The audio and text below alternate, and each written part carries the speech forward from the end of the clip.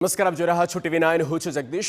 કુદરતના કહેર બાદ હવે નર્મદા નિગમના ધાંધિયાથી ખેડૂતો હેરાન। વડોદરાના ડભોઈના કુંવરવાડા ગામ પસાર થતી નર્મદા કેનાલ ખાતે મોટી સંખ્યામાં ખેડૂતોએ હલ્લાબોલ કર્યો।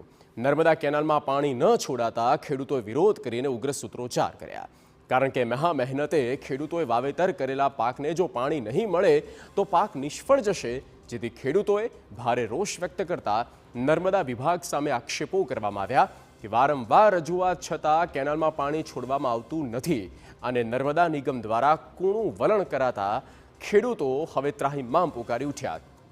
આ ઉપરાંત નહીં અધિકારીઓ ફોન ઉપાડતા અને ખેડૂતો દાવો પણ કરી રહ્યા છે 4000 હેક્ટર પાક બરબાદ થઈ ગયા હોય તેવી સ્થિતિ સર્જાઈ। ખેડૂતો દ્વારા એક જ માંગ કરવામાં આવી છે કે વહેલી તકે કેનાલમાં પૂરતું પાણી છોડાય, જેથી તેઓનો પાક બચી શકે।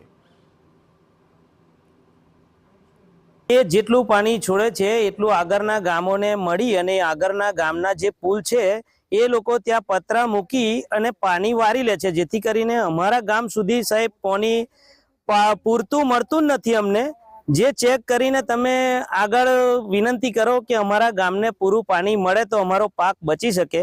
રેગ્યુલર આ 2 વર્ષથી હેરાન કરે છે, જેથી કરીને આપણા આ દાદાને અમારે જણાવવાનું કે અમને રેગ્યુલર નર્મદા નિગમના અધિકારીઓની પાસેથી પાણી છોડાવે, એ જ અમારી નમ્ર અરજ છે।